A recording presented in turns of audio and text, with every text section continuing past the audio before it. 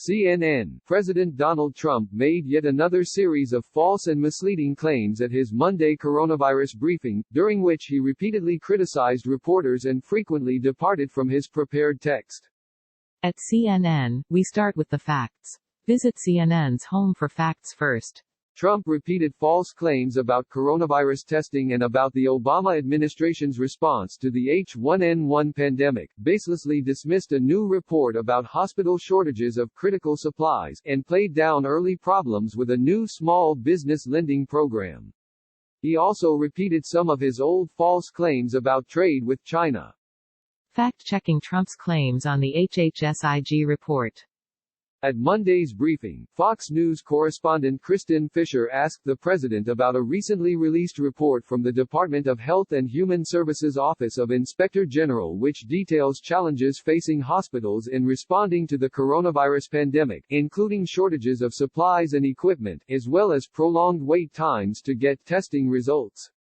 In response, Trump said, "It's just wrong. Did I hear the word, Inspector General, really? It's wrong." When pushed on the fact that the report was released by his own administration, Trump suggested the findings were politically motivated, asking, "Well, where did he come from, the Inspector General?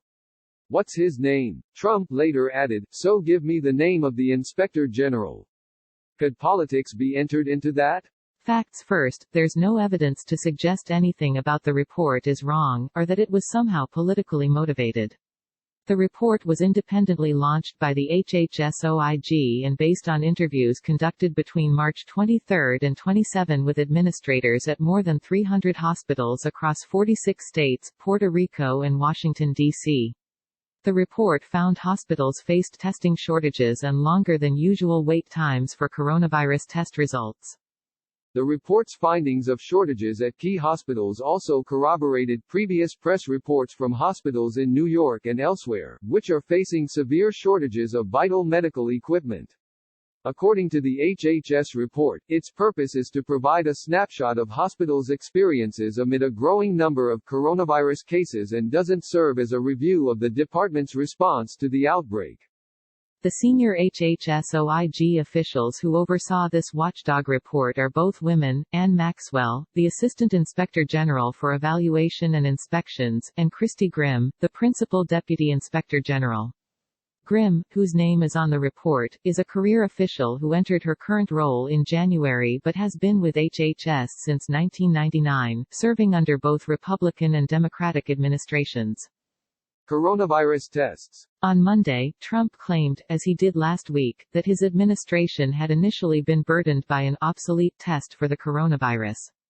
Initially speaking, the tests were old, obsolete, and not really prepared, he said Monday. Facts first, the faulty initial test for the coronavirus was created during Trump's administration, in early 2020, by the Centers for Disease Control and Prevention. Since this is a new virus that was first identified this year, the tests couldn't possibly be old or obsolete. He is lying. He is lying 100%. He is lying because he is trying to shift blame to others, even if the attempt is totally nonsensical. Greg Gonsalves, an assistant professor in the Department of Epidemiology of Microbial Diseases at the Yale School of Public Health, said of a previous version of Trump's claim, "The claim doesn't make sense because it is false," Tara Smith, an epidemiology professor at Kent State University, said of a previous version of the claim.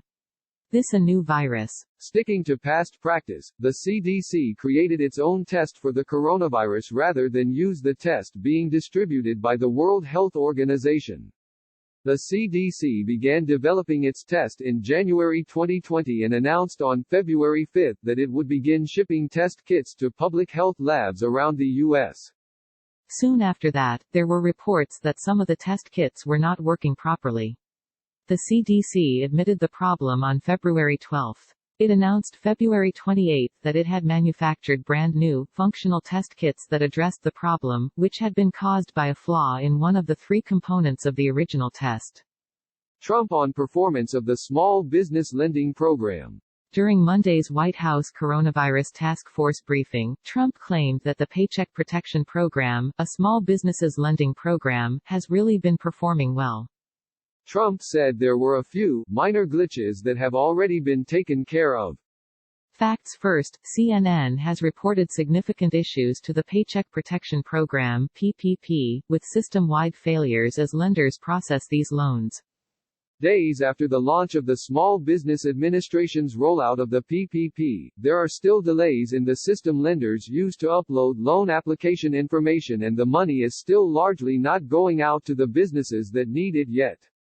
According to an industry source who spoke to CNN, major system-wide failures continue to crop up in the PPP system, including shutdowns preventing the submission of applications from lenders on their system known as E-Tran.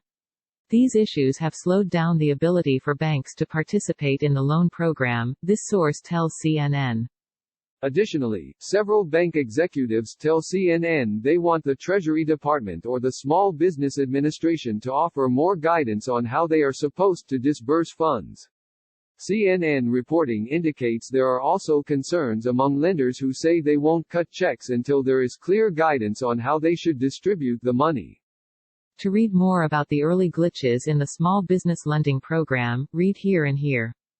Just watched CNN reporter debunks Trump's claim about virus. Replay more videos. Must watch CNN reporter debunks Trump's claim about virus 118. Plane passengers being tested for the coronavirus.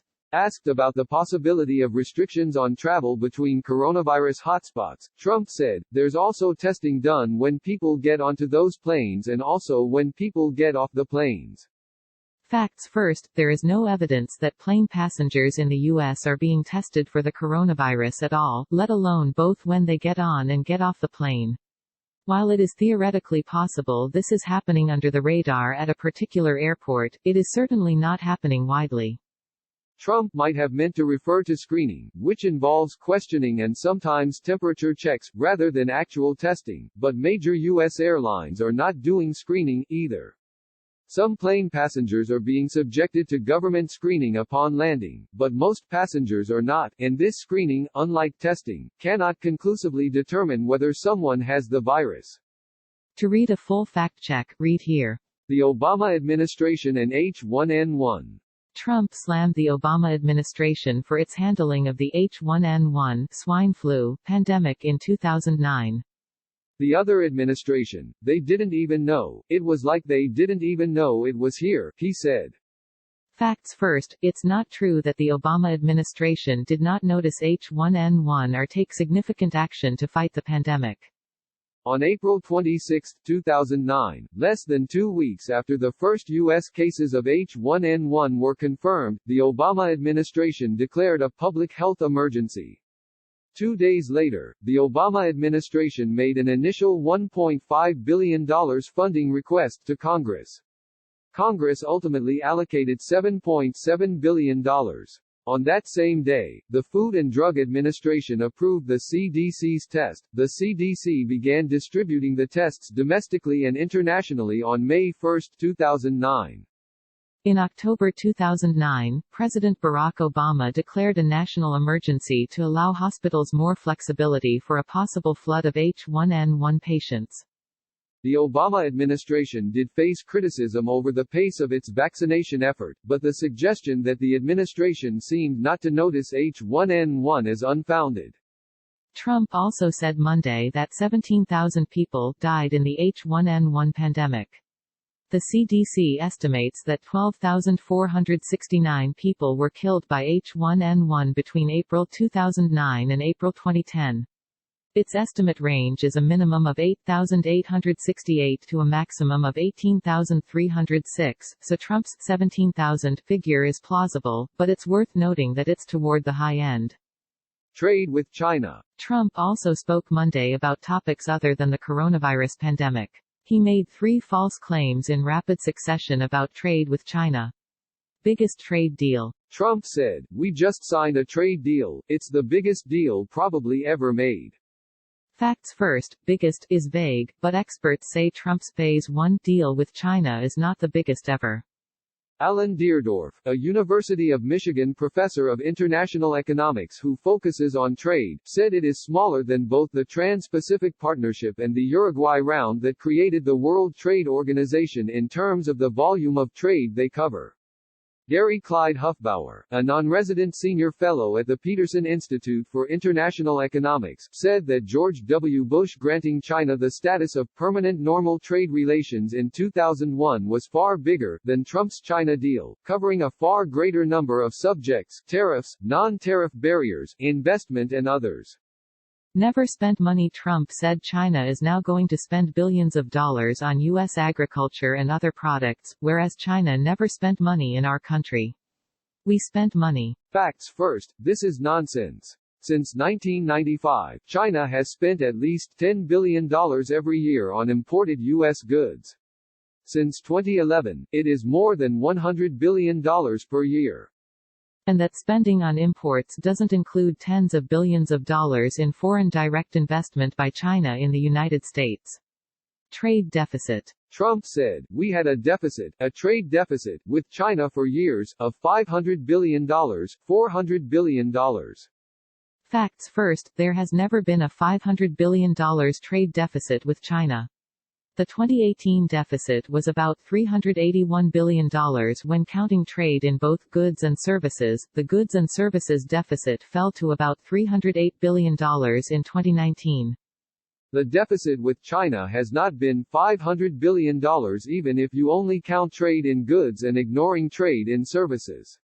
The deficit did exceed $400 billion in 2018 if you only count trade in goods. It was about $420 billion, but that had never happened before.